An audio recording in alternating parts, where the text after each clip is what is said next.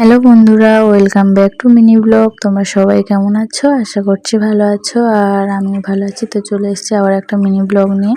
আর সকাল সকাল স্নান করে ফুল গাছগুলো জল দিয়ে নিলাম, তারপর চলে এসেছি রান্না করতে।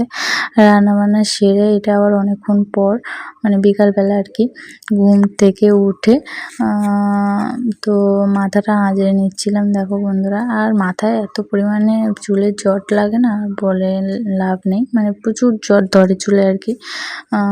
তো মাথাটা আঁচড়ে বেঁধেও নিলাম, আর তারপর চলে এসেছিলাম একটু এক গ্লাস দুধ নিয়ে এসেছিলাম। তো দুধটা খাবো বলে তো দুধটা খেয়েও নিলাম। তারপর দুধটা খাওয়ার পর আমাদের এখানে জগন্নাথ পুজো হচ্ছিল। তো প্রসাদটা নিয়েও এসেছি দেখো, আর প্রসাদটা একদম গরম ছিল।